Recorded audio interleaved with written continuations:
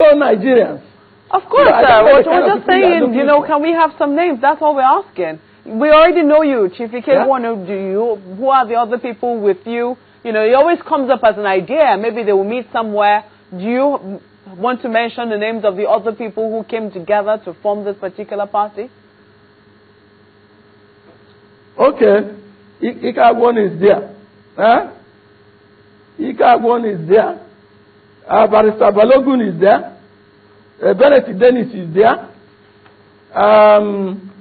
Francis Mbada is there. Abubakar Magaji is there. Comrade Joseph Jero is there. Audu Maria is there. Do I continue naming them? Chief Ikeagwuonu, are you saying that of the over 50 political parties that were in existence at that time before the deregistration, there was none that could meet the aspirations of Nigerians in terms of politics? I don't get what. I said, if you can hear me, that are you saying of the over 50 political parties that were in existence then, none could help to meet the aspirations of Nigerians? Over 50 political parties that were in existence then, none could help to meet the aspirations of Nigerians. If they have done all the citizens we are looking for, we couldn't have come up. Okay, you said something earlier about and remember fundamental human rights. If you go by the Constitution, the section 222 that you mentioned, why are you calling yourself a political party when you are not registered, your documents are not registered with the INEC? Okay, you said we are calling. You say you are a political party. You've been a political party since 2000, for about 2 years now. That's like since 2011. According to the Constitution, section 222 that you mentioned, you cannot be a political party. Be called a political party unless your documents and all that are registered with INEC. From 2 years ago. We are a political association seeking registration as a political party. We are not going to quarrel with about semantics now. Well, anyway, I think, one other question people will be asking at this point in time, all of those documents which you just shown us, if you have all of them, how come INEC denied you registration?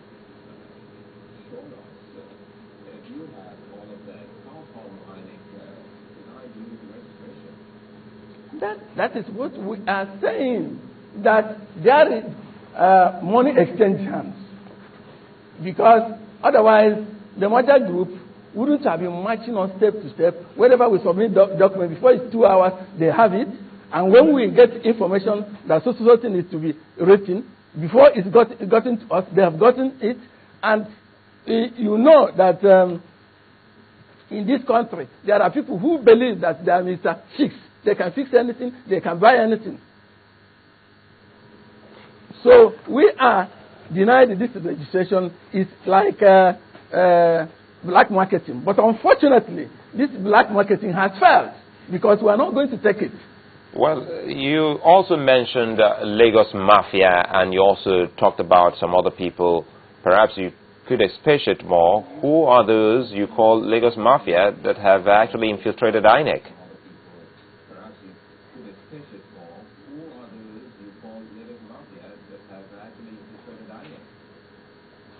Those people in a merger group, you know them.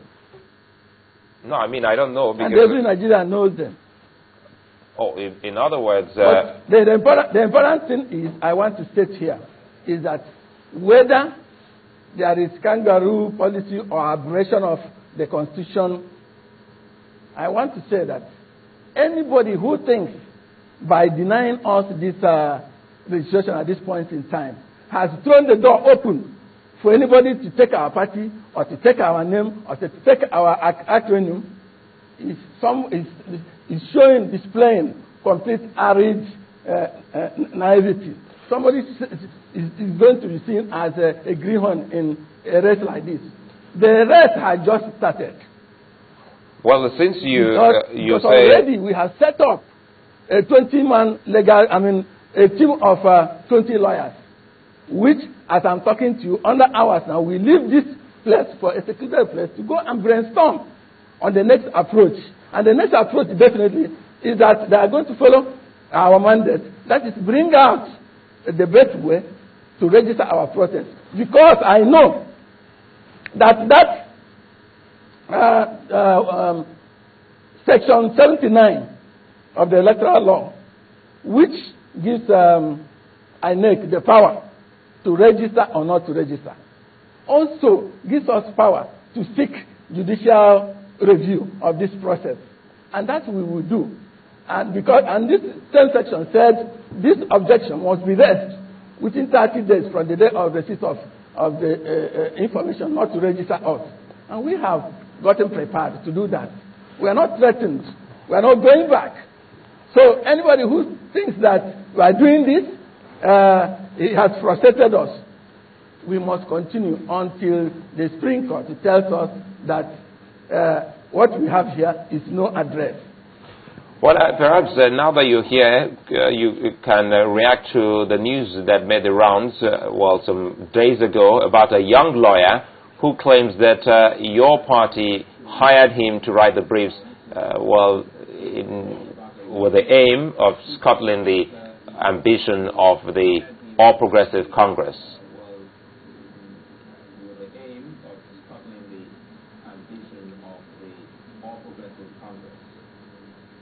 That lawyer, we hired him to stop the registration of what? The merger group. Has any lawyer gotten such power? Isn't it ridiculous? How can somebody hire a lawyer to scuttle registration of an emerging political group? How? Do you know the lawyer who was spoken? The question is, have you ever met him before? Yeah? Come again. Can you hear me, sir? What is it? I'm hearing you now. Do you know the lawyer who's spoken? Can you hear me, sir? Yeah, I'm hearing you now. Do you know the lawyer who's spoken? I'm hearing you. I'm hearing you. Do you know the name of the lawyer who's spoken, or have you ever met him before, this particular gentleman who spoke up? What did the lawyer say? Have you ever met this lawyer? What did the lawyer say? I don't know if you heard Sulaiman's question. Well, anyway, now that you can hear us, there's a young lawyer who has gone to press to say, well, your group hired him to write the brief for your party's registration, and he was actually deceived without him getting to know the truth behind your motive for that registration.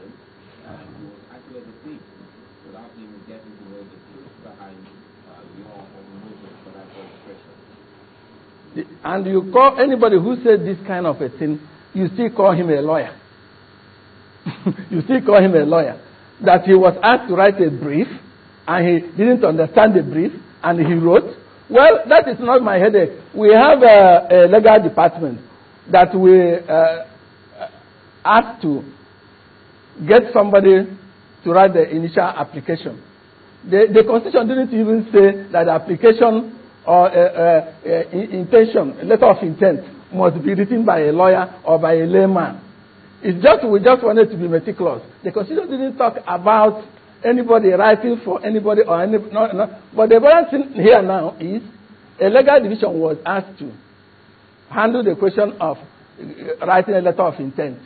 So if they've gotten a lawyer who says he doesn't know what he was writing about, the important thing was the letter of intent written.